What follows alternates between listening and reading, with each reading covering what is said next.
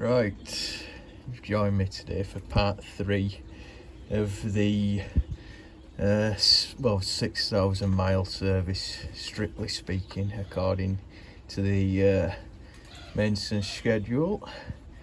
Major service anyway, whatever you want to call it, on Humber Super Snipe, but the intervals, more or less the same for the vast majority of these 1950s cars.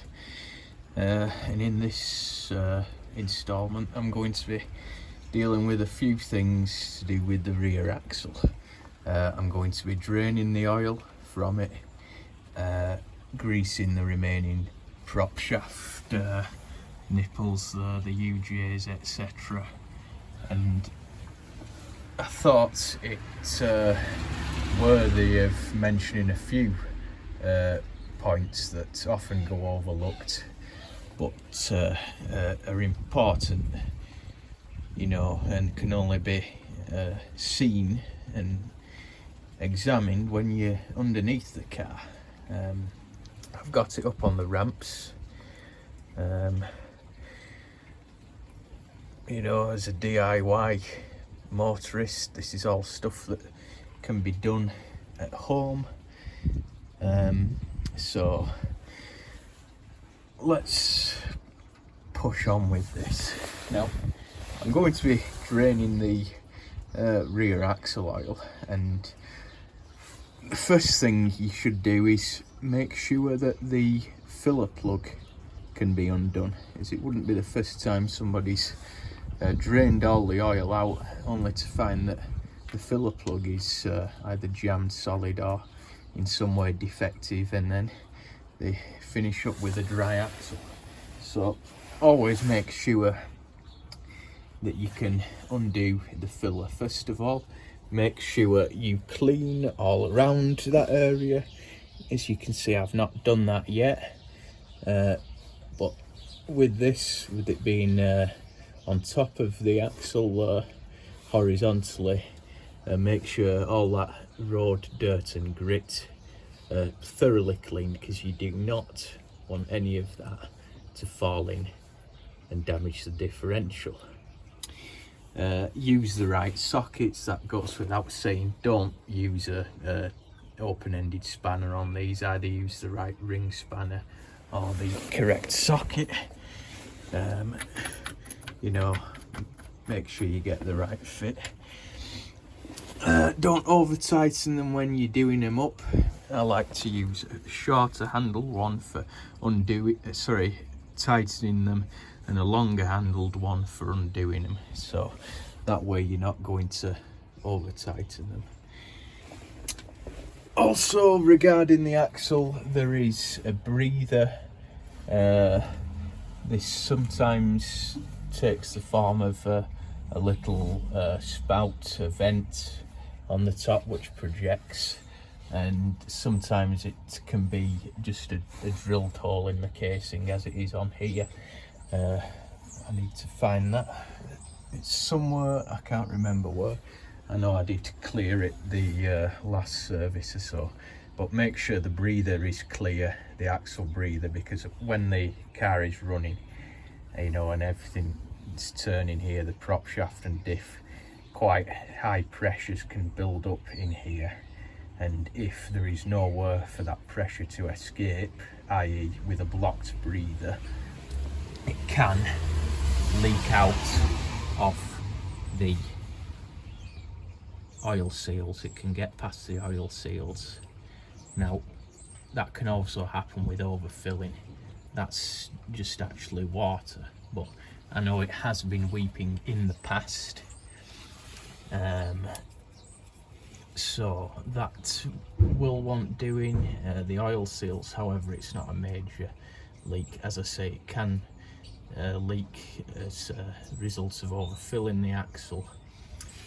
Best thing you can use, obviously, when you know the quantity, is one of these, because it tells you, in gradations there, how much is in the bottle.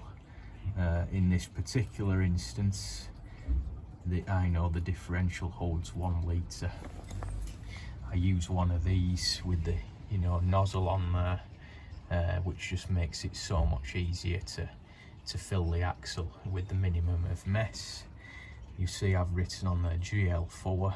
Now that is important with these old cars, vehicles, to use EP90 or 8090, EP90 GL4 spec, not GL5, because that can eat the you know, phosphor bronze and damage some of the components, I believe. So GL4 is what you want in a squeezy bottle like this. I just saved this, you know, and rinsed it out with petrol and filled it with GL4 EP90. So they're a useful thing to keep hold of. Going back to the brake back plate here, make sure the drain hole's cleared there. I can see a defect here with the wheel cylinder. It's missing its rubber dust boot, but that's okay. I've got a few of them. That can be done in future because I know I need to examine the brake linings. There's the brake adjuster there, square headed. Shock absorbers are to be checked for leaks and damage, you know, at the bushes, etc. There was a slight clunk sometimes on this car going over a bump, so when I go round to my mate Martin's, we're going to put our heads together and try and suss out what it is, because his 1967 Humber Hawk is doing the same thing. So yeah, shock absorbers checked for leaks, you know, especially now these cars are MOT exempt. Now that isn't for everyone.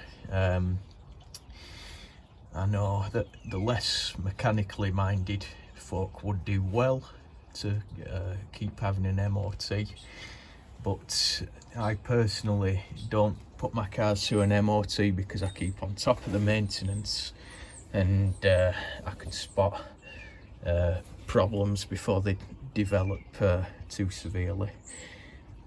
Universal joints, you're checking, give the grip the prop shaft, checking for any play in the joints there.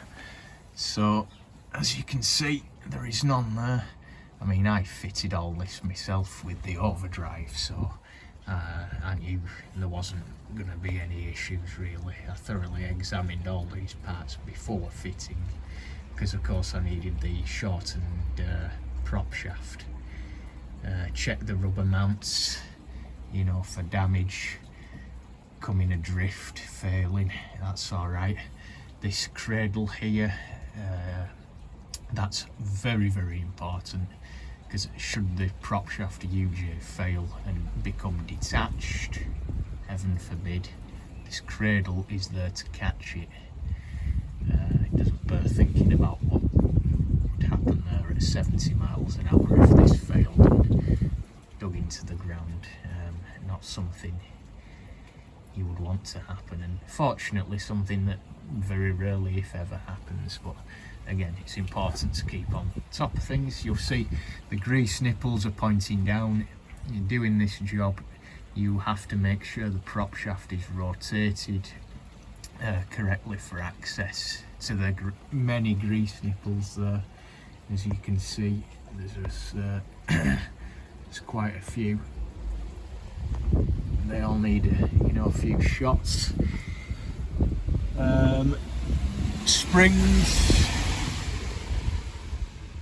consult the instruction book as to whether they need lubricating or not. Most of them don't. From the mid-50s onwards, they were interleaved with rubber, so you don't spray them with oil. Brake fluid you can use sometimes if you've got a squeaky spring. Examine them, make sure the leaves aren't digging into one another and wearing away. Spring shackles condition wants examining. Brake pipe there, brake flexi.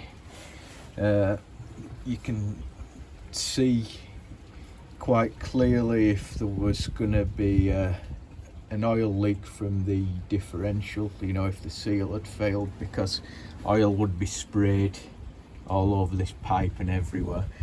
Don't confuse that, however, with grease that's come off the UJ UJ. Brake lines, yeah, just check the condition, handbrake, etc. Car's structure. That's the one bit of rust on this car, well, rot. So I've got a replacement floor I cut out of my mate Martin's scrap hawk, so that needs to go in at some point, although it's not structurally important. And so yeah, that's it really. Just go around examining things, carefully checking, you know, get a good grip of things, give them a wiggle, security of exhaust of course, mountings there, that's go, well that's gone, that wants replacing, still attached though, but that does want doing. Fuel tank, you know, all pipe connections, etc.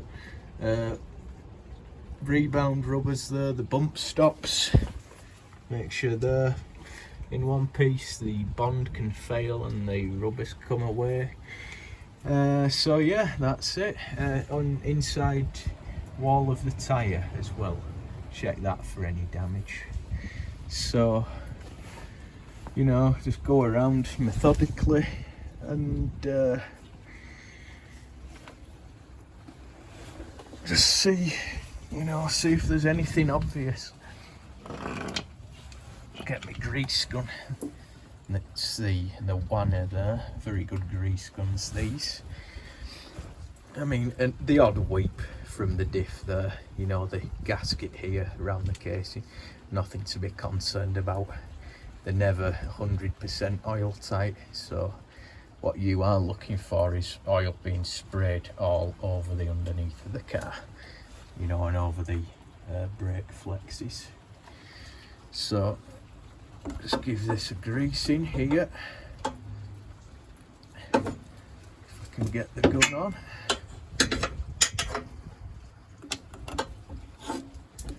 Just bear with me.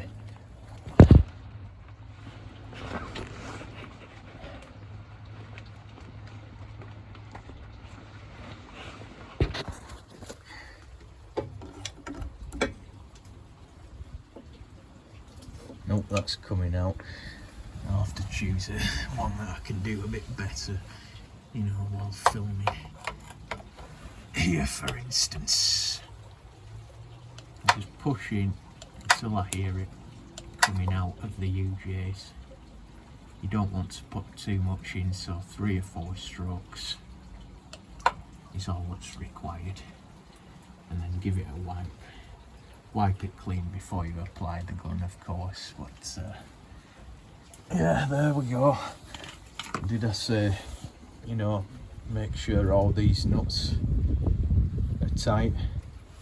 They can come loose. There should be a spring washer underneath each one to prevent them coming loose, but that's it for part 3.